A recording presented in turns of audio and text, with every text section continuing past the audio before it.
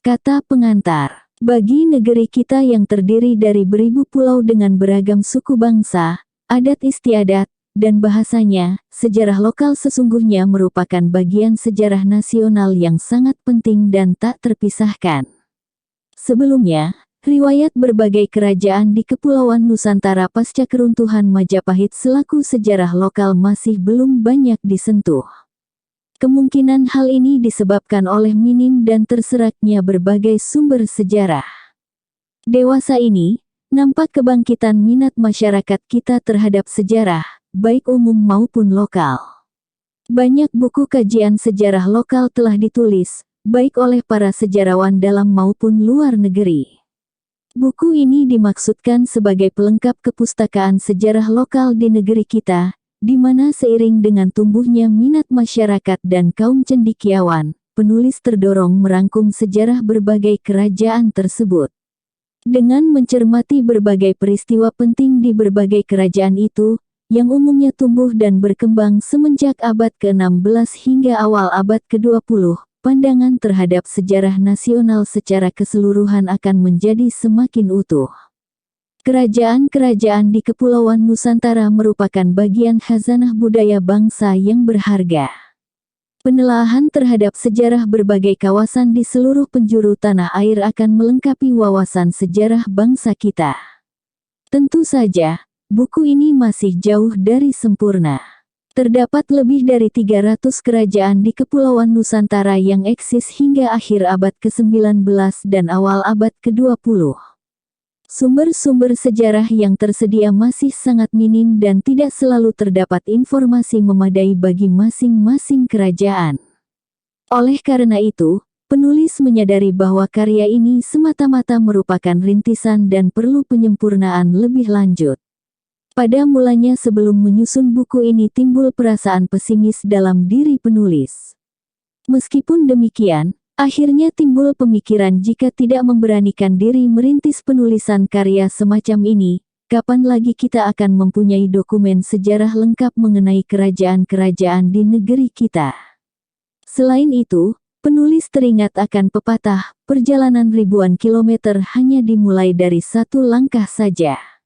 Itulah sebabnya, penulis memberanikan diri menghasilkan karya sejarah yang masih jauh dari sempurna ini, dengan harapan membangkitkan minat masyarakat terhadap riwayat kerajaan-kerajaan yang pernah eksis di bumi Nusantara. Buku ini juga ditujukan membantu para guru sejarah menggali muatan lokal di daerahnya masing-masing. Dengan demikian, besar pula harapan penulis agar karya ini sedikit banyak sanggup memberikan sumbangsih bagi kemajuan pendidikan sejarah di negeri kita. Terdapatnya gambar lambang negara kita pada sampul buku ini memperlihatkan bahwa para raja Nusantara telah mempersiapkannya sebagai lambang Negara Kesatuan Republik Indonesia yang diproklamasikan pada tanggal 17 Agustus tahun 1945 semenjak lama. Meskipun wujudnya telah mengalami beberapa kali perubahan. Sebagai contoh, Raja Airlangga telah mempergunakan Garuda sebagai simbol kerajaannya. Pencantuman gambar tersebut mencerminkan pula tekad para raja menjaga keutuhan, persatuan, dan kesatuan Negara Kesatuan Republik Indonesia, yang bersemboyankan Bhinneka Tunggal Ika. Bab 1 Pendahuluan. Sejarah perkembangan kerajaan-kerajaan di Kepulauan Nusantara pasca keruntuhan Majapahit mencakup rentang waktu semenjak kurang lebih tahun 1500 hingga awal era kemerdekaan. Peristiwa-peristiwa penting yang terjadi pada masa ini adalah masuknya agama Islam dan datangnya kolonialisme Barat.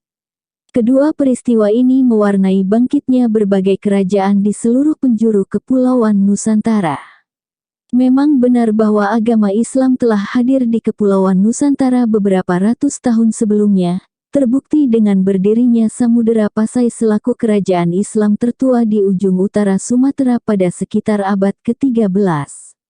Tetapi, perkembangannya yang pesat di Kepulauan Nusantara baru terjadi setelah keruntuhan Majapahit dan berdirinya Demak. Kita menyaksikan bahwa kerajaan yang berdiri di pesisir pantai utara Pulau Jawa tersebut banyak berperanan dalam penyebaran Islam. Di samping itu, majunya perdagangan antar pulau juga turut mendorong bangkitnya berbagai kerajaan yang tersebar di seantero Kepulauan Nusantara. Berikut ini akan diulas berbagai tonggak sejarah penting di atas, sebagai gambaran kondisi umum kurun waktu saat terbentuknya kerajaan-kerajaan tersebut. Bab kedatangan agama Islam. Sejarah membuktikan bahwa kedatangan agama atau budaya baru sedikit banyak menghasilkan perombakan terhadap tatanan kemasyarakatan. Kedatangan agama Hindu dan Buddha pada awal-awal abad Masehi membangkitkan berbagai kerajaan bercorak Hindu-Buddha. Seperti Kutai di Kalimantan dan Tarumanegara di Pulau Jawa bagian barat. Satuan kesukuan dan adat lama berubah menjadi sistem kerajaan seperti di India. Ini tercermin dalam silsilah raja pada prasasti Raja Mulawarman di Kutai, di mana kakek Mulawarman disebutkan bernama Kudungga. Nama ini tampaknya merupakan nama Indonesia asli dan belum terpengaruh budaya India. Sementara itu, anaknya yang bernama Aswawarman, ayah Mulawarman, jelas sekali mencerminkan nama bercorak India. Kendati demikian, pengaruh India ini tak menjangkau seluruh kepulauan Nusantara dan di beberapa tempat tidak pula bertahan lama.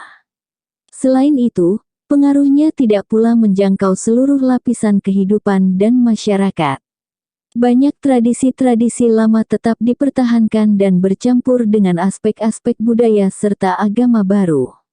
Kini dengan hadirnya agama Islam, para penguasa kerajaan-kerajaan yang ada sebelumnya baik bercorak Hindu, Buddha ataupun tradisional, mulai menganut Islam, terutama setelah kurun waktu 1500-an. Dengan demikian, bangkitlah kesultanan-kesultanan Islam di berbagai penjuru Nusantara, yang diawali oleh Samudera Pasai pada kurang lebih abad ke-13. Tatanan pemerintahan lama mulai digantikan oleh yang baru. Gelar-gelar lama digantikan oleh berbagai gelar baru yang bercorak Islam. Sebagai contoh, para raja setelah menganut agama Islam mulai menyandang gelar sultan. Hingga saat ini, belum ada kepastian kapan dan siapakah yang membawa agama Islam ke Kepulauan Nusantara. Masih ada berbagai teori tentang hal itu. Kendati demikian, dapat dipastikan bahwa masuk dan berkembangnya agama Islam di berbagai pelabuhan Majapahit erat hubungannya dengan aktivitas perdagangan, terutama setelah berdirinya Samudera Pasai. Terdapat dugaan bahwa para pedagang dari Gujarat, India telah menyebarkan agama ini seiring dengan kegiatan perniagaan mereka. Waktu masuknya agama Islam di berbagai pelosok Kepulauan Nusantara tidaklah sama dan sangat bervariasi. Menjelang abad ke-15, rakyat pesisir timur Sumatera telah menganut agama Islam. Mahuan mencatat bahwa pada tahun 1416 sudah ada orang-orang Muslim yang berdiam di Gresik. Hal ini membuktikan bahwa sebelum runtuhnya Majapahit, telah terbentuk komunitas Muslim di pesisir utara Pulau Jawa. Tradisi setempat meriwayatkan bahwa orang-orang Arab sudah ada di Kepulauan Maluku pada kurang lebih abad ke-14. Konon, Raja Ternate bernama Molomateya tahun 1350 sampai tahun 1357 telah menjalin persahabatan dengan orang-orang Arab, yang mengajarkan teknik pembuatan kapal padanya. Hanya saja, kontak yang terjadi belumlah dalam bidang keagamaan. Raja Ternate yang benar-benar menganut agama Islam adalah Sultan Zainal Abidin tahun 1486 sampai tahun 1500. Sementara itu, agama Islam baru tersiar di Sulawesi pada kurang lebih awal abad ke-17. Di tempat-tempat lain, Islam bahkan masuk pada masa-masa yang lebih kemudian lagi. Perang Saudara akut yang melanda pusat pemerintahan Majapahit menjadikan kota-kota pelabuhan semakin otonom dan akhirnya melepaskan diri dari pemerintah pusat. Demak selaku salah satu bandar perdagangan utama di pesisir utara Jawa bertambah pesat perkembangannya dan bertumbuh menjadi suatu kerajaan di bawah Raden Patah. Bangkitnya Demak ini menenggelamkan sisa-sisa kejayaan Majapahit. Kemudian Banten dan Cirebon menyusul tumbuh menjadi kerajaan-kerajaan Islam utama di Jawa bagian barat. Banten belakangan menghancurkan Pajajaran, kerajaan Hindu terakhir di Jawa Barat. Tersebarnya agama Islam tak luput dari peran ulama yang dengan giat berupaya menyiarkan keyakinannya. Di Jawa para penyebar agama Islam pertama bergelar sunan dan disebut wali. Dalam naskah-naskah babat dikenal adanya 9 wali yang tersohor dengan sebutan Wali Songo. Nama-nama mereka adalah Sunan Ampel, Sunan Bonang, Sunan Kalijaga, Sunan Derajat, Sunan Gunung Jati, yakni Syarif Hidayat, Sunan Kudus, Sunan Giri, Sunan Muria, dan Sunan Rahmat. Peran para ulama tidak hanya dalam bidang keagamaan saja, melainkan merangkap pula sebagai penasihat dalam berbagai urusan pemerintahan dan hal-hal lainnya. Sunan Gunung Jati juga seorang raja, sehingga digelari Pandita Ratu. Sunan Kalijaga tersohor sebagai ulama yang berkecimpung di dunia seni. Sunan Giri kerap memberikan restunya saat penobatan seorang raja. Selain Wali Songo, di Jawa masih ada tokoh-tokoh yang disetarakan dengan para wali, seperti Maulana Maghribi, Syekh Bentong, Syekh Majagung, dan lain sebagainya. Patut pula disebutkan nama Syekh Yusuf ulama asal Makassar, yang menjadi penasihat Sultan Ageng Tirtayasa. Di luar Jawa dikenal nama Datok Ribandang yang menyebarkan agama Islam sampai ke Sulawesi dan Tuan Tunggang Parang, penyiar agama Islam di Kalimantan. Bab kemajuan perdagangan antar pulau dan pelayaran. Kepulauan Nusantara memiliki potensi kekayaan alam yang luar biasa. Masing-masing daerah mempunyai hasilnya sendiri-sendiri, sehingga memicu perdagangan antar kawasan yang telah berlangsung semenjak lama. Lebih jauh lagi, perdagangan antar pulau ini pada gilirannya membangkitkan berbagai kerajaan maritim, seperti Samudera Pasai, Aceh, Indragiri, Jambi, Demak, Palembang, Banten, Cirebon, Goa, Banjar, Ternate, dan lain sebagainya. Kerajaan-kerajaan jenis lebih mengandalkan perdagangan dan pelayaran ketimbang kegiatan agraris. Komoditas yang dihasilkan masing-masing pulau itu antara lain dapat dirangkum sebagai berikut. Sumatera, emas, belerang, besi, kain sutra damar, madu, lilin, tir, lada, beras, dan lain sebagainya. Hasil-hasil ini dipertukarkan dengan kain yang berasal dari India. Jawa Barat, emas, beras, lada, asam Jawa.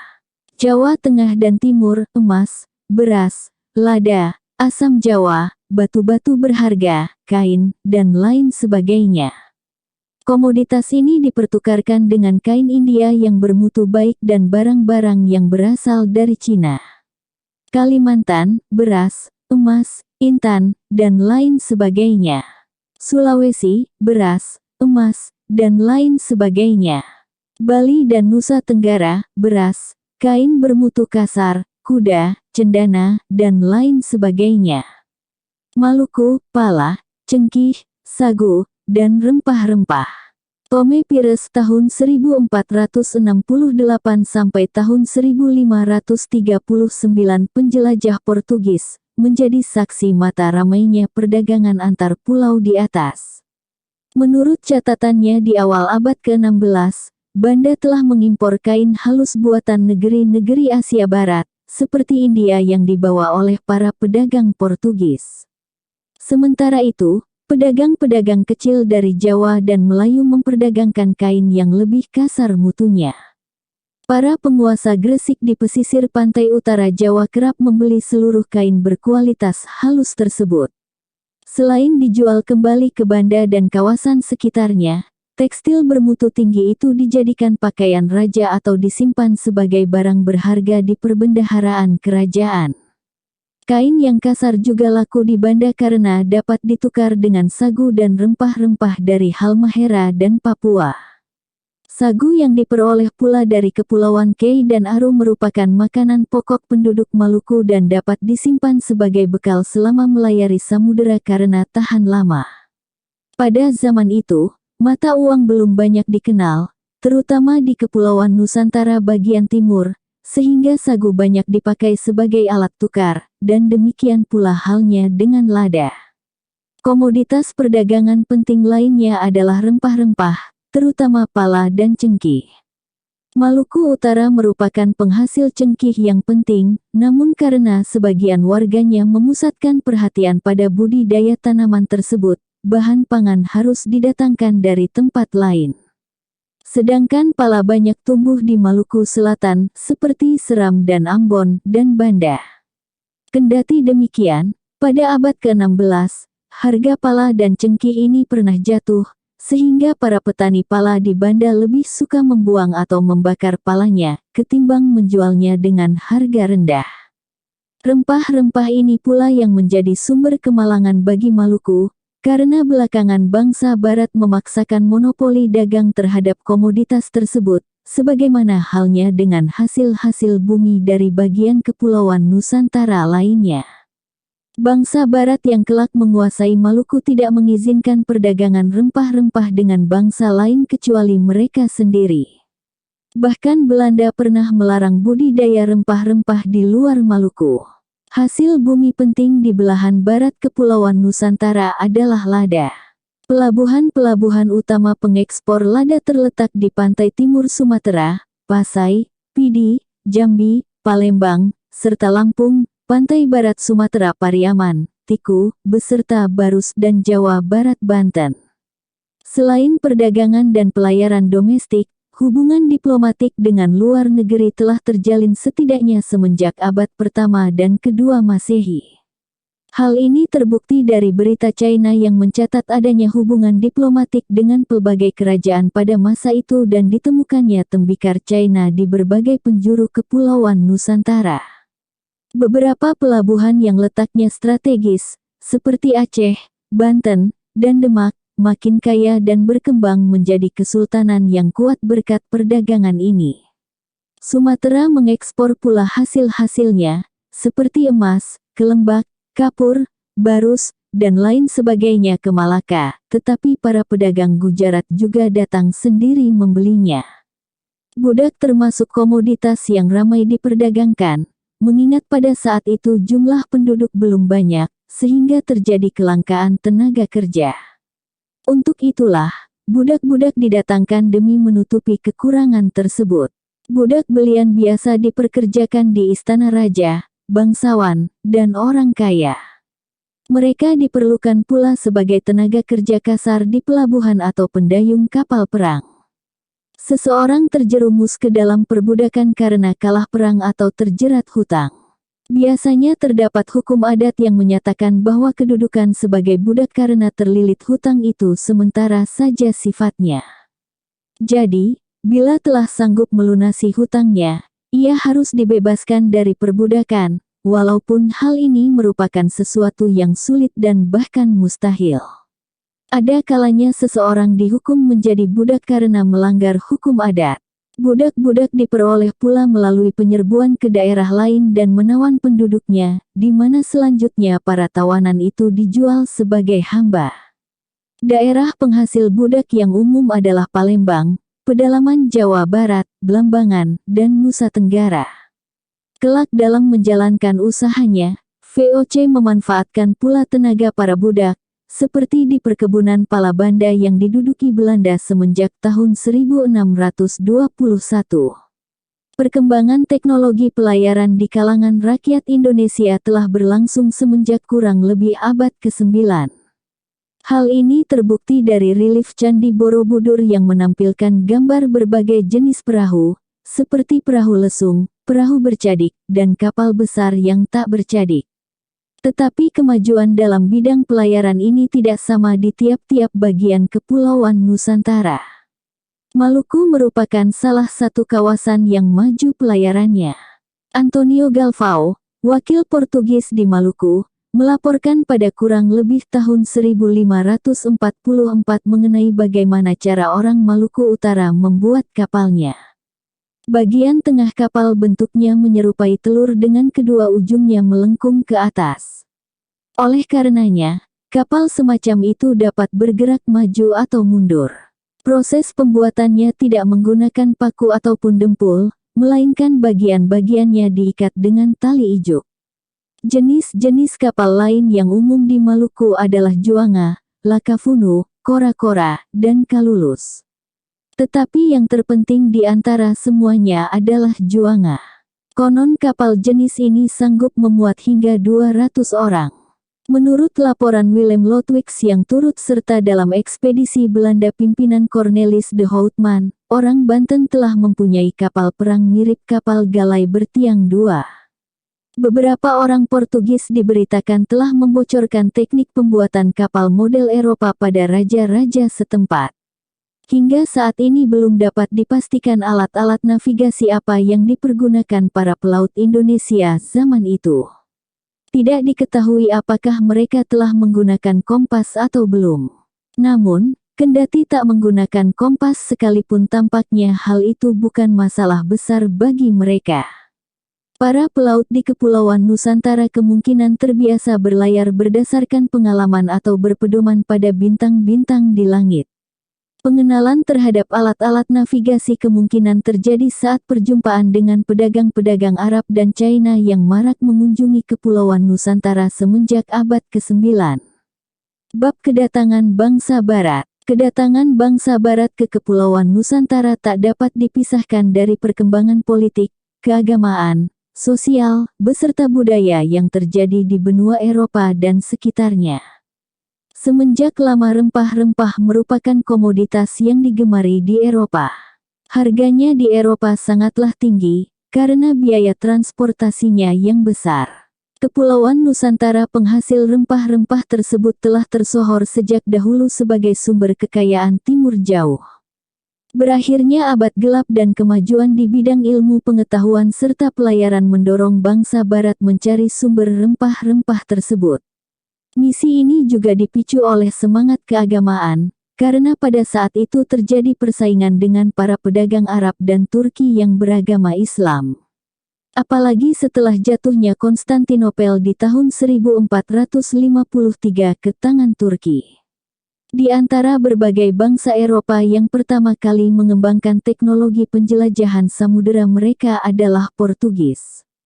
Dengan mengitari ujung selatan Afrika, yakni Tanjung Harapan, Vasco da Gama, yang diperintahkan Raja Portugis agar menghentikan seluruh aktivitas pelayaran Arab antara Mesopotamia dan India, berhasil tiba di Goa, India, pada tahun 1498.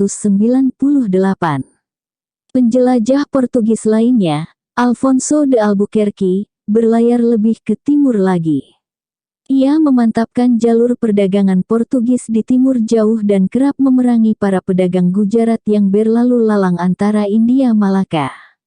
Albuquerque menghimpun armada yang terdiri dari 19 kapal dan 800 prajurit serta bertolak menuju Malaka. Ia memaksa Sultan agar memberikan izin pendirian benteng Portugis di wilayah kekuasaannya. Sultan menolaknya dengan tegas, karena merasa bahwa hal itu sungguh merendahkan martabat negerinya. Tentu saja penolakan itu terdengar di telinga orang-orang Portugis sebagai tantangan berperang. Serangan pertama Portugis dilancarkan tak lama kemudian, tetapi boleh dibilang berujung pada kegagalan. Baru pada serangan kedua tanggal 10 Agustus tahun 1511, Malaka jatuh ke tangan Portugis. Setelah menduduki Malaka, mereka membangun benteng-benteng pertahanan dan tanpa ampun merusak pemakaman penduduk setempat guna memperoleh bahan bangunan. Karena kerap memaksakan monopoli perdagangannya, kedatangan Portugis memancing ketidakpuasan para pedagang Asia lainnya, seperti Arab dan China. Dengan demikian, tak sedikit di antara mereka yang mengalihkan aktivitas perniagaannya ke tempat lain. Selain itu, Albuquerque melakukan kesalahan utama dengan menghukum mati pedagang utama Jawa karena dituduh menentang Portugis. Penerapan monopoli dagang ini dimaksudkan Portugis sebagai perang ekonomi atau pembangkrutan terhadap Turki, saingan mereka yang beragama Islam. Menurut orang-orang Portugis, setiap kilo pala yang diambil dari pedagang Muslim adalah pukulan terhadap kemakmuran kota-kota perdagangan di Suriah dan Mesir. Albuquerque menyadari bahwa sebagai strategi terbaik, mereka harus mengikat persahabatan dengan para penguasa Maluku, kepulauan penghasil rempah utama di Nusantara. Ternyata, masalahnya tak sesederhana itu, karena penguasa Maluku telah menganut agama Islam kurang lebih seperempat abad sebelumnya. Albuquerque mengutus D'Abreu berlayar ke Maluku pada akhir 1511. Tetapi, ekspedisi ini boleh dikatakan tidak membuahkan hasil maksimal. Salah satu perahu mereka hilang antara Jawa dan Banda. 2 kapal lainnya tiba di Banda dan sudah cukup puas dengan memuat rempah-rempah dari sana. Mereka tidak berniat lagi melanjutkan perjalanannya ke Ternate dan Tidore. Dalam perjalanan pulang ke Malaka, satu di antara 2 kapal yang tersisa terdampar di Ambon karena amukan badai. Hanya 1 kapal saja yang tiba dengan selamat di Malaka. Meskipun ekspedisi D'Abreu sebagaimana yang dihuraikan di atas tak sesuai harapan, peristiwa ini sedikit banyak membuka lembaran baru bagi hubungan antara Portugis dan raja-raja di Maluku, karena awak kapal yang karam di Ambon itu kemudian meneruskan perjalanannya ke Ternate. Dengan demikian, Sultan Ternate mendengar perihal mengenai kedatangan bangsa Portugis. Perdagangan kemudian terjalin baik antara Ternate dan Portugis. Waktu itu, di Maluku sedang berkecamuk persaingan akut antara Ternate dan Tidore. Kedua belah pihak mengundang Portugis yang dianggap unggul persenjataannya agar membangun benteng di tempat mereka. Baik Raja Ternate maupun Tidore ingin menjadikan Portugis sebagai pelindung mereka. Selain itu, Raja-Raja Maluku mengetahui bahwa Portugis membeli komoditas rempah-rempah mereka dengan harga lebih tinggi dibandingkan para pedagang lainnya. Para raja telah menyadari bahwa dengan menerima perlindungan terhadap musuhnya, kedudukan mereka akan berada di bawah Raja Portugis. Kendati demikian, hal ini bukanlah persoalan besar bagi mereka. Tentunya, Portugis harus menentukan pihak dan mereka akhirnya memilih Ternate. Otomatis dengan dijatuhkannya pilihan ini, Tidore menjadi musuh mereka. Sebagai imbalan atas perlindungan tersebut, Sultan Ternate memberikan izin monopoli perdagangan rempah bagi Portugis. Persekutuan antara Ternate dan Portugis ini sebenarnya boleh dipandang aneh, mengingat Raja Ternate menerapkan agama Islam lebih ketat ketimbang Tidore.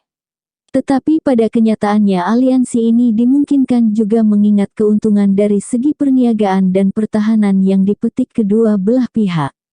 Berdasarkan fakta di atas dapat ditarik kesimpulan bahwa perseteruan antara sesama raja-raja Maluku mengakibatkan kepulauan tersebut jatuh ke tangan Portugis. Portugis terus berupaya meluaskan pengaruhnya melalui jalinan hubungan dengan raja-raja pedalaman yang belum menganut agama Islam, seperti Pajajaran dan Blambangan. Selama bercokol di Kepulauan Nusantara, tidak jarang Portugis terlibat peperangan dengan raja-raja setempat.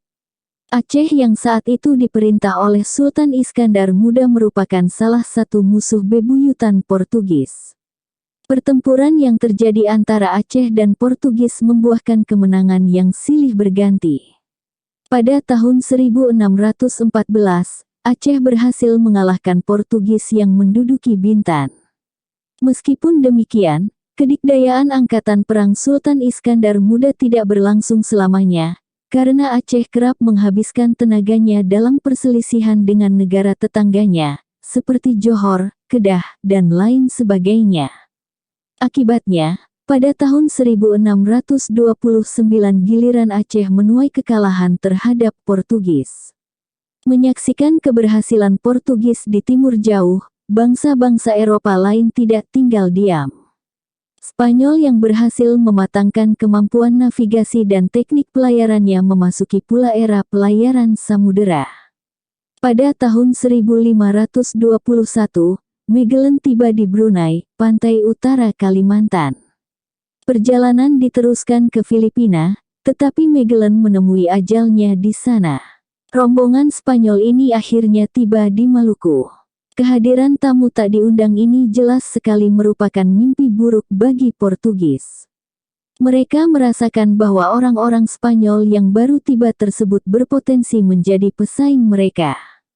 Guna menengahi persaingan antara Portugis dan Spanyol, Paus selaku pemimpin tertinggi Gereja Katolik mengeluarkan surat keputusan bula yang membagi daerah pengaruh kedua bangsa.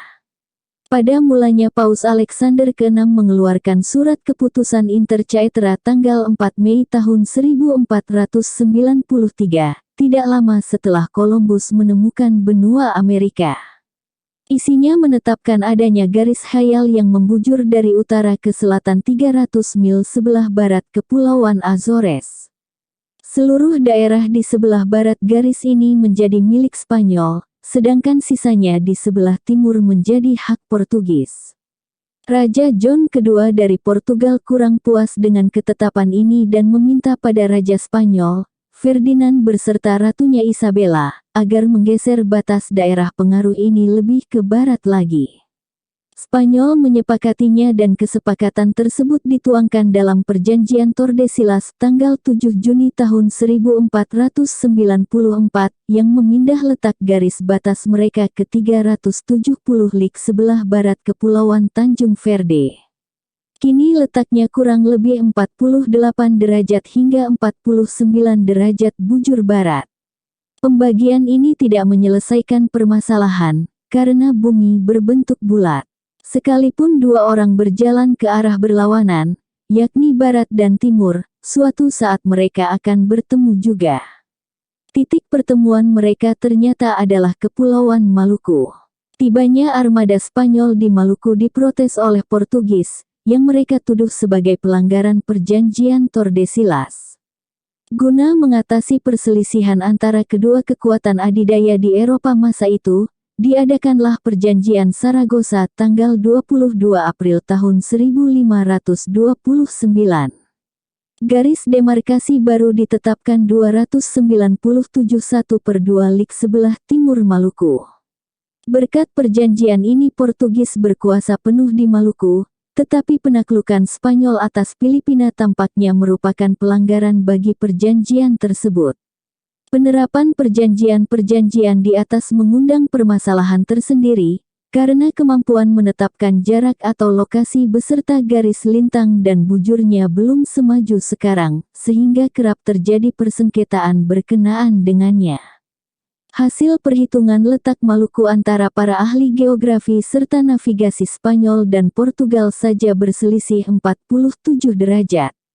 Karena Portugis telah menerima pinangan Ternate, kedatangan orang-orang Spanyol disambut gembira oleh Sultan Tidore.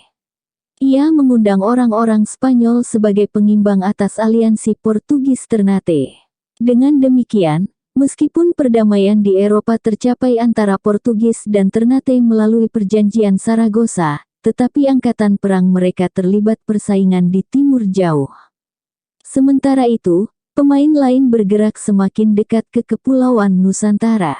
Belanda kini turun ke gelanggang persaingan memperebutkan daerah-daerah jajahan. Pada tanggal 5 Juni tahun 1596, 4 kapal Belanda di bawah pimpinan Cornelis de Houtman merapat di pantai barat Sumatera dan tiba di Banten. Sebenarnya Belanda telah mempersiapkan diri semenjak lama. Ahli geografi terkemuka Belanda, Jan Huygens van Linschoten, hidup bertahun-tahun di Goa, India, dan mengumpulkan berbagai informasi penting mengenai pelayaran. Para pelaut Belanda sendiri telah terbiasa berlayar ke Brazil, baik dengan mengibarkan bendera mereka sendiri atau Portugis. Karena itu, tibanya mereka di Kepulauan Nusantara hanya masalah waktu saja. Awak kapal Belanda yang tiba di Banten tersebut disambut baik oleh penduduk setempat. Sultan Banten mengikat perjanjian persahabatan dengan para pelaut Belanda, tetapi perilaku kasar Cornelis de Houtman merusaknya tak lama kemudian. Persahabatan akhirnya dapat dipulihkan kembali dan Cornelis de Houtman meneruskan pelayarannya ke arah barat. Di Madura terjadi insiden yang dipicu oleh kecurigaan dan kesalahpahaman awak kapal Belanda terhadap 2 orang utusan penguasa setempat. Akibatnya, kapal-kapal Belanda segera berlabuh meninggalkan tempat itu dan bertolak kembali ke negerinya.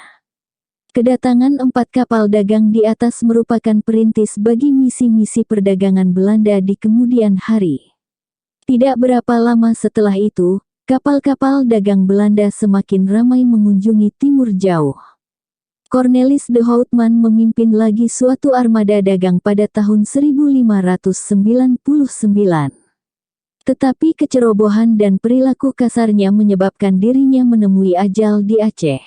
Frederick, saudaranya, ditawan oleh orang Aceh selama 2 tahun dan terus-menerus terancam dihabisi nyawanya. Namun selama masa penahanannya itu, ia berkesempatan menyusun kamus Melayu Belanda serta terjemahan Melayu bagi doa-doa Kristen. Meskipun demikian, armada Belanda di bawah pimpinan Van Neck berhasil mencapai Maluku. Armada-armada dagang Belanda yang semakin ramai mengunjungi Kepulauan Nusantara tidak disambut gembira oleh orang-orang Portugis. Saat itu, kedikdayaan mereka telah menurun drastis.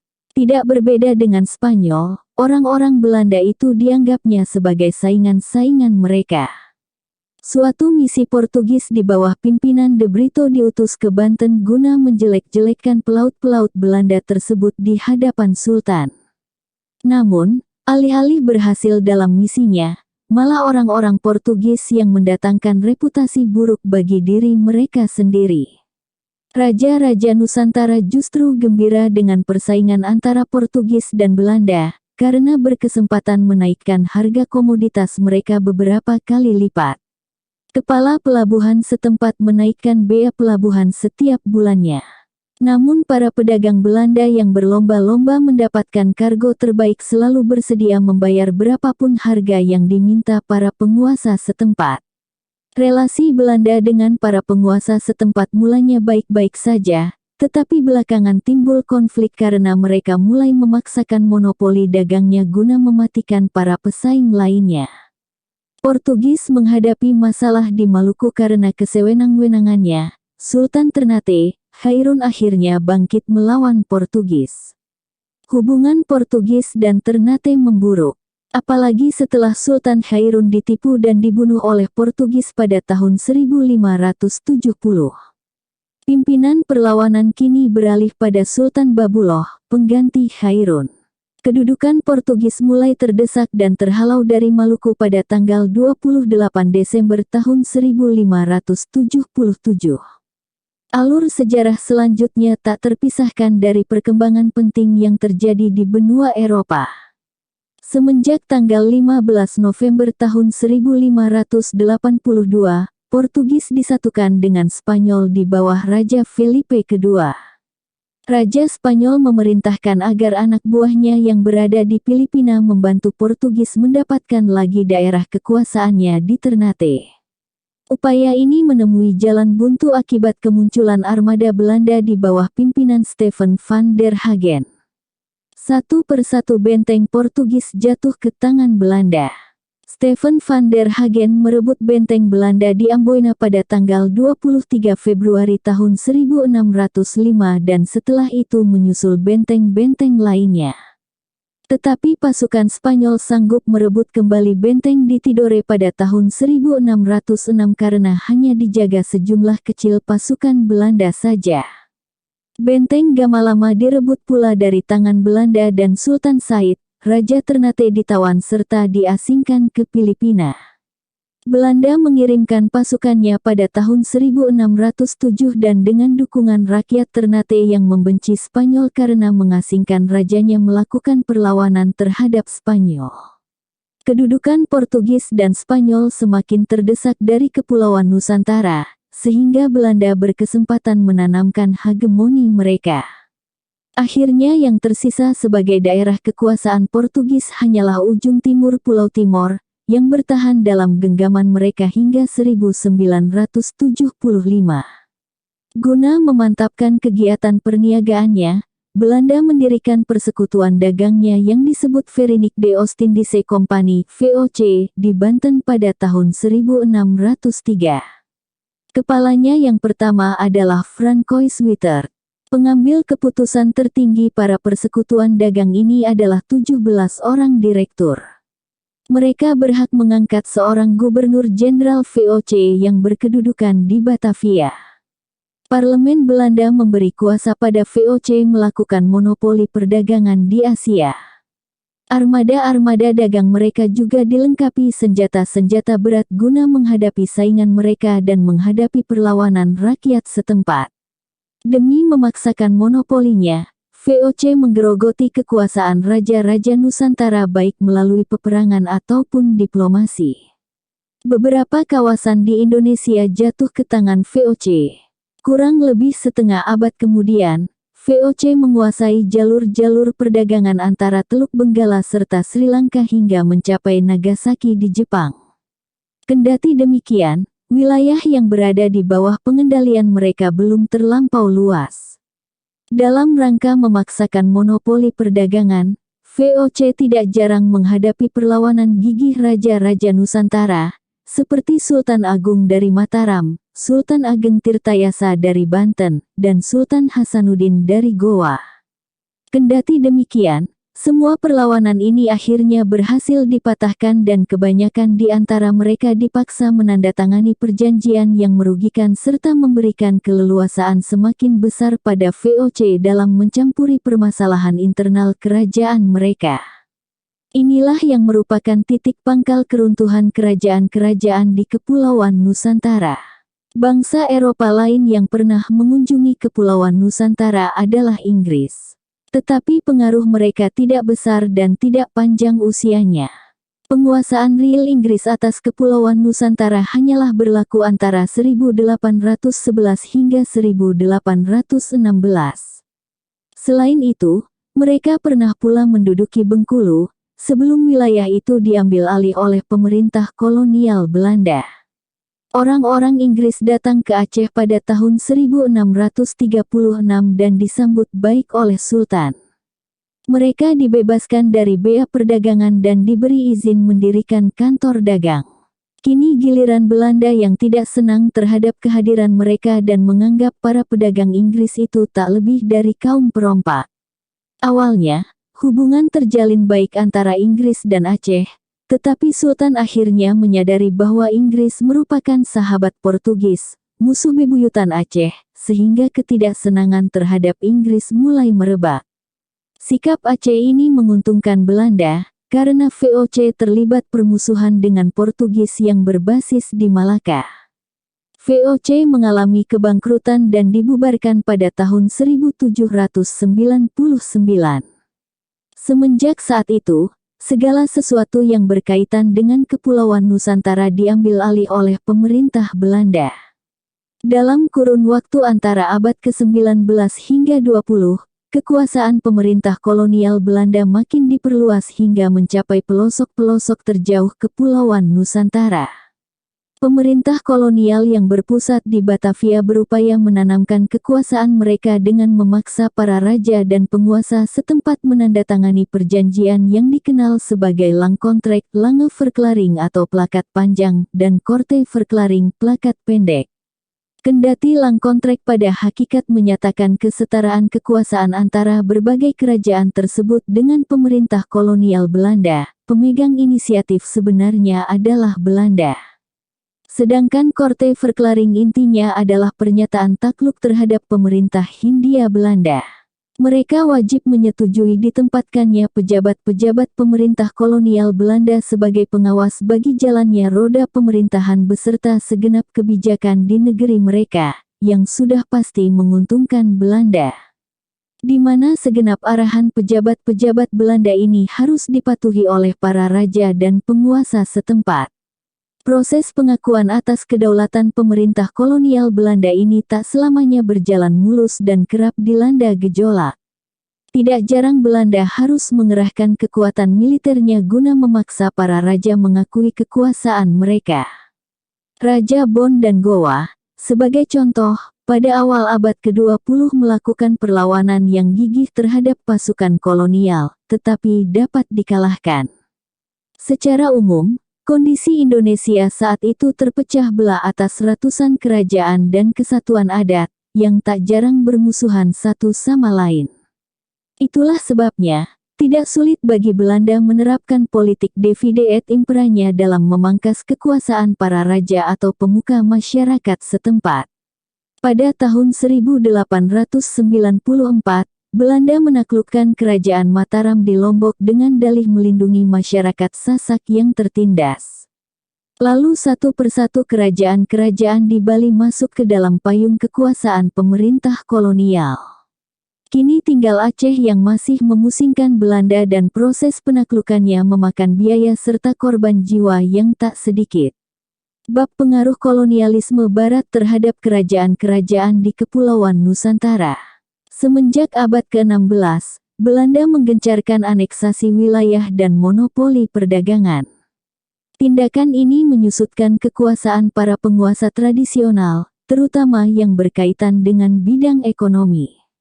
Salah satu penentang yang gigih terhadap sistem monopoli Belanda adalah Sultan Hasanuddin dari Goa.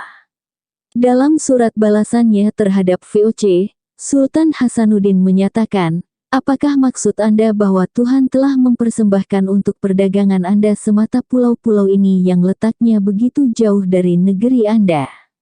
Monopoli perdagangan yang dipaksakan VOC dirasa Goa bukan hanya sebagai ancaman dalam bidang perekonomian melainkan juga politik. Seiring dengan kekalahan yang diderita kerajaan-kerajaan Nusantara, Belanda melakukan campur tangan terhadap urusan internal dan birokrasi negara-negara tradisional tersebut. Masalah suksesi pemerintahan dan pengangkatan pejabat harus dilakukan dengan persetujuan atau sepengetahuan Belanda.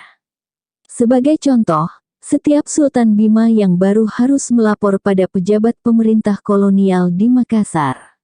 Hak-hak para penguasa tradisional dalam memungut pajak serta bea ekspor-impor diambil alih oleh Belanda. Sebagai gantinya, para penguasa tradisional menerima tunjangan dari pemerintah kolonial, sehingga memperbesar ketergantungan mereka pada Belanda. Sementara itu, rakyat selaku salah satu sumber daya kerajaan dipaksa oleh Belanda bekerja paksa rodi demi kepentingan penjajah. Seluruh kebijakan kolonialis ini makin menggerus kekuasaan para raja, di samping menambah penderitaan rakyat. Agar kekuasaan Belanda bertambah kokoh, diadakanlah perjanjian dengan para penguasa tradisional, yang tak jarang mengabaikan nilai-nilai tradisi setempat. Kerajaan-kerajaan yang lebih kecil dan lemah umumnya menerima saja perjanjian atau kontrak politik tersebut. Sebaliknya, kerajaan-kerajaan yang lebih kuat melakukan perlawanan bila merasa kedaulatan mereka terancam. Setelah menundukkan para penguasa yang membangkang tersebut, Belanda tidak jarang menghapuskan kerajaan mereka. Contoh kerajaan yang kurang beruntung dan menjadi korban penghapusan Belanda ini antara lain, Banjar, Palembang, Jambi, Aceh, Lombok, dan lain sebagainya. Tetapi penghapusan kerajaan tidak semata-mata disebabkan kekalahan dalam perang. Pada akhir abad ke-19 dan awal abad ke-20, Belanda melakukan reorganisasi administrasi pemerintahan.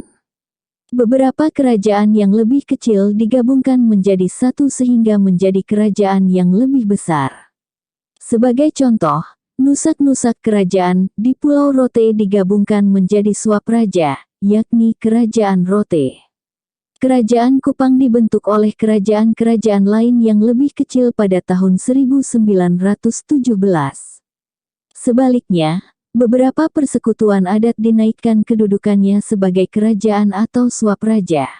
Manggarai sebagai contoh, baru diakui sebagai kerajaan tersendiri pada awal abad ke-20. Pemerintah kolonial Belanda mengakui kerajaan-kerajaan tradisional sebagai daerah berpemerintahan sendiri atau Swapraja. Apa yang disebut Swapraja ini adalah satuan pemerintahan otonom yang dikepalai para raja atau penguasa tradisional setempat. Sementara itu, pejabat pemerintah kolonial hanya ditempatkan langsung sebagai pengawas. Para pemimpin Swapraja itulah yang berhadapan langsung dengan rakyatnya. Jumlah Swapraja atau daerah yang bersifat kerajaan ini terus mengalami perubahan seiring perkembangan zaman. Beberapa Swapraja dihapuskan atau digabungkan dengan Swapraja lainnya. Kerajaan-kerajaan yang telah dihapuskan tidak memperoleh status Swapraja dan diperintah langsung oleh Belanda atau berada di bawah koordinasi kerajaan lainnya. Kerajaan Bunut dan Jongkong di Kalimantan, sebagai contoh, ditempatkan langsung di bawah pemerintahan Belanda. Sementara itu, Kerajaan Nita dan Kangai disatukan dengan Sika dan para rajanya diturunkan statusnya menjadi kapitan penguasa distrik saja. Hubungan masing-masing swapraja ini dengan pemerintah Hindia Belanda diatur oleh kontrak politik berupa Korte Verklaring yang wajib mendapat persetujuan Dewan Perwakilan Kerajaan Belanda. Gubernur Jenderal Van Hoyt tahun 1851 sampai tahun 1924 mengeluarkan ketetapan bahwa setiap pergantian raja akan diadakan pembaharuan kontrak. Secara umum kebijaksanaan pemerintah kolonial mengenai daerah swapraja menjamin hak raja menerapkan hukum adat di wilayah wewenangnya. Meskipun demikian, kekuasaan raja tidak sebesar masa sebelum pendudukan Belanda. Bab pembentukan daerah swapraja. Raja selaku kepala swapraja berdasarkan perjanjian yang ditandatanganinya wajib memberikan wewenang-wewenang tertentu pada Belanda apabila dikehendaki. Isi perjanjian juga lebih bersifat paksaan, karena wajib diterima oleh raja bersangkutan. Baik berupa lange atau Korte Verklaring. Swapraja diberi hak mengurus rumah tangganya sendiri secara otonom, termasuk dalam hal penerapan hukum-hukum adat sebab perjanjian atau kontrak yang ditandatangani para raja tidak mengatur semua aturan ketatanegaraan yang berlaku. Oleh karenanya, wewenang atau status suatu daerah swapraja mencakup wewenang-wewenang yang tertera dalam kontrak politik dengan pemerintah kolonial beserta ketetapan-ketetapan Belanda lainnya. Hukum adat ketatanegaraan swapraja itu sendiri dan hukum tertulisnya, dan ketentuan-ketentuan yang terdapat dalam hukum antar negara, seperti larangan melakukan perompakan di lautan bebas dan lain sebagainya. Dengan masuknya swapraja-swapraja yang ada sebagai bagian Hindia Belanda, secara otomatis mereka tergabung pula dengan masyarakat internasional.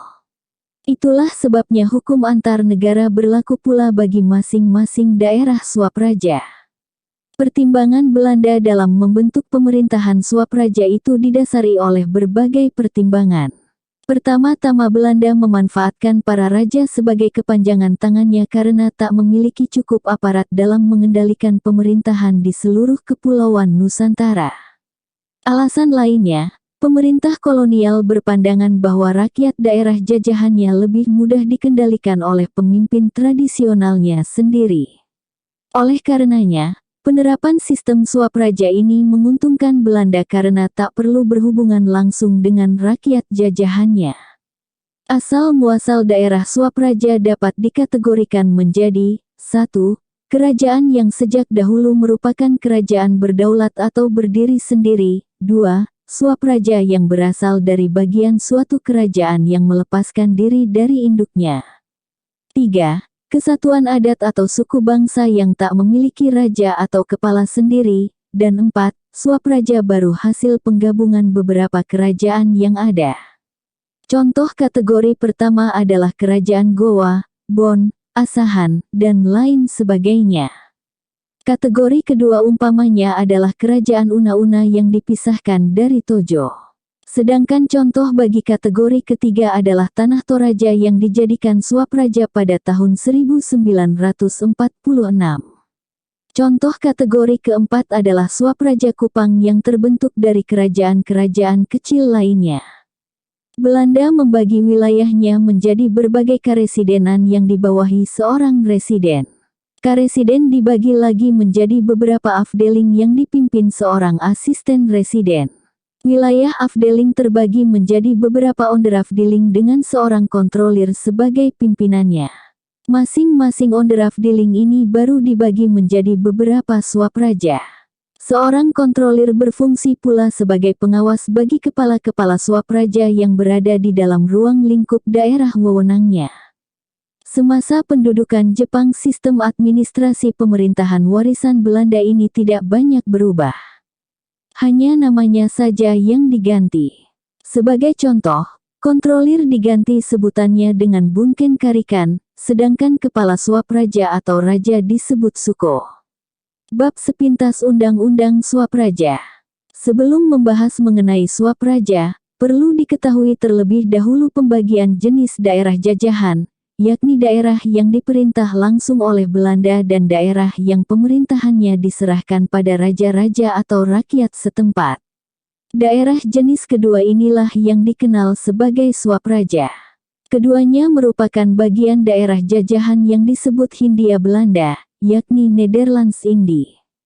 Sebagaimana yang telah diungkapkan pada bagian sebelumnya, hubungan antara pemerintah kolonial dengan swapraja diatur dengan kontrak politik, baik berupa lange maupun korte verklaring, yang pada intinya merupakan pengakuan terhadap pertuanan kerajaan Belanda. Pengakuan tersebut dimaksudkan agar kerajaan Belanda benar-benar menjadi penguasa tertinggi atas Hindia Belanda. Kemudian akan dibahas persamaan beserta perbedaan antara lange dan korte verklaring. Persamaannya adalah pemerintah swapraja tidak diperkenankan mengadakan hubungan dan perjanjian dengan bangsa asing. Musuh kerajaan Belanda juga akan menjadi musuh pemerintah swapraja dan begitu pula sebaliknya. Pasal 2 Korte Verklaring jenis umum dan Pasal 4 Lange Verklaring jenis Oskus. Sementara itu perbedaannya, Korte Verklaring pada umumnya mencakup 3 pasal saja terkait pengakuan atas pertuanan pemerintah kolonial, sedangkan Lange Verklaring berisikan beberapa puluh hak dan kewajiban swapraja terhadap pemerintah kolonial. Oleh karenanya, secara ringkas dapat dikatakan bahwa di dalam Lange Verklaring terdapat pemisahan yang jelas antara hak dan kewajiban, namun tidak demikian halnya dengan Korte Verklaring. Terdapat swapraja yang diikat dengan Korte Verklaring dan ada pula Lange Verklaring, namun kedudukan tinggi rendah swapraja tersebut tidaklah ditentukan oleh hal itu. Swapraja itu sendiri tidak identik dengan raja-raja dan perangkat yang memerintahnya, melainkan telah menjadi suatu badan tersendiri, dengan para raja sebagai pengemudinya. Kini akan diulas peraturan swapraja yang dikeluarkan pada tanggal 10 Mei tahun 1927. Pada pasal 1 ayat 1 disebutkan bahwa wilayah swapraja tidak mencakup kawasan lautnya, jajahan lensap itu tiada sekali-kali meliputi jajahan laut. Meskipun demikian, penduduk swapraja boleh memanfaatkan hasil lautnya sesuai dengan adat beserta tradisi setempat, pasal 1 ayat 2. Pasal 2 membahas mengenai penetapan wilayah dan penyelesaian perselisihan wilayah antar swapraja. Pasal 3 mengenai penyerahan tanah pada pemerintah kolonial jika diminta. Jikalau gubernemen menghendaki tanah di dalam sebuah lensap, maka tanah itu harus diserahkan atau diberikan oleh Zelsbestur tidak dengan bayaran serta gubernemen boleh memilih tanah itu. Akan tetapi gubernemen wajib membayar ganti kerugian yang patut kepada yang berhak dan juga dengan membayar kepada lensap itu dalam hal yang dimaksud dalam ayat 2 pasal 30. Pada pasal 6 dibahas mengenai pemberhentian kepala swapraja jika tak dianggap cakap dalam memerintah. Pasal 6 ayat 1 menyatakan, jikalau ada pangkat Raja Zelsbestur yakni Besturder terbuka atau dikalau seorang Besturder tiada cakap melakukan jabatannya atau berkelakuan tidak patut, maka kepala pemerintahan daerah memasukkan porstel kepada Tuan Besar Gubernur Jenderal akan mengangkat menggantinya itu, atau akan memperhentikan Besturder yang tiada cakap atau uang berkelakuan tidak patut itu. Seorang kepala swapraja menjadi wakil seluruh swaprajanya, pasal 10 ayat 1. Sehubungan dengan kekuasaan kehakiman, terdapat hal-hal yang diadili berdasarkan peraturan swapraja atau hukum setempat, namun ada juga yang harus diadili oleh hakim pemerintah kolonial Belanda, di mana hal ini diatur dalam pasal 17. Contoh kasus-kasus yang harus diadili oleh hakim pemerintah kolonial antara lain adalah b. Sebab kejahatan dan pelanggaran yang merusakkan keamanan negeri atau tentang kepoenjaan dan penghasilan negeri. C. Sebab melanggar undang-undang umum dan ker daerah yang berlaku di lensap itu. Pasal 20 menyebutkan bahwa orang asing yang belum mendapatkan izin pemerintah kolonial tidak diperkenankan masuk ke dalam wilayah swapraja. Secara keseluruhan peraturan ini memiliki 31 pasal. Bab sumber-sumber sejarah. Karya sejarah klasik di Kepulauan Nusantara dapat digolongkan menjadi dua. Yang pertama bersifat mitos atau legenda berkenaan dengan masa lalu. Isinya adalah cikal bakal atau silsilah dan riwayat para penguasa kerajaan tertentu. Oleh karena itu, peristiwa yang digambarkannya meliputi berbagai zaman. Contoh bagi karya sastra jenis ini adalah Hikayat Raja Pasai, Hikayat Banjar, Salasilah Kutai, Babat Tanah Jawi, Lagaligo, dan berbagai babat lainnya. Sementara itu, kategori sumber sejarah kedua hanya mengamati suatu peristiwa dalam satu babak saja, seperti Hikayat Negeri Johor, Tuhfat Al-Nafis, Aturan Setia Bugis dan Melayu, Syair Perang Mengkasar, Syair Kerajaan Bima, dan lain sebagainya. Kebanyakan karya-karya klasik ini tidak mencantumkan angka tahun dan peristiwa-peristiwa yang diriwayatkan di dalamnya terkadang bercampur dengan hal-hal gaib dan tak masuk akal. Selain itu, pemberitaan suatu sumber klasik terkadang bertentangan dengan sumber lainnya. Meskipun demikian, karya-karya semacam ini tetap merupakan sumber kajian sejarah yang berharga dan tak dapat diabaikan begitu saja.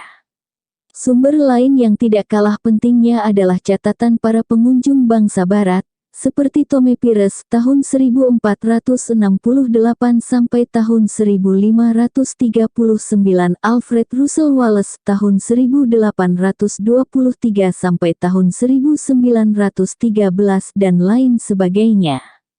Tome Pires mulanya adalah seorang apoteker dari Lisabon yang dikirim ke India sebagai agen obat-obatan. Setelah bertugas di Cananori dan Cochin di pantai barat India Selatan selama kurang lebih setahun, Tome Pires dinaikkan pangkatnya dan dikirim ke Malaka oleh Alfonso de Albuquerque. Semasa bertugas di Malaka itulah, Tome Pires mengadakan kunjungan ke berbagai penjuru kepulauan Nusantara, seperti pantai utara Jawa.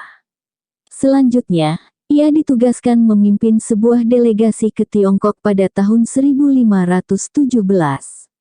Namun kali ini tugasnya menuai kegagalan, karena Kaisar China mendengar perihal penaklukan Portugis terhadap Malaka, padahal Kekaisaran China memihak Malaka. Itulah sebabnya Tome Pires kemudian ditahan di Tiongkok dan meninggal di sana. Alfred Russel Wallace menjelajahi Kepulauan Nusantara antara tahun-tahun 1854 sampai tahun 1860-an dan mencatat mengenai kondisi alam daerah-daerah yang dikunjunginya. Dalam catatannya, Wallace menyebutkan pula perjumpaannya dengan beberapa orang raja di Kepulauan Nusantara. Kendati demikian, karya Wallace ini lebih merupakan informasi berharga mengenai keragaman hayati di Kepulauan Nusantara. Selama pengembaraannya, Wallace mengumpulkan serta mengawetkan berbagai spesies makhluk hidup dan mencatatnya dengan teliti. Huraian Wallace mengenai keadaan alam berbagai penjuru Kepulauan Nusantara sungguh hidup dan menarik diikuti.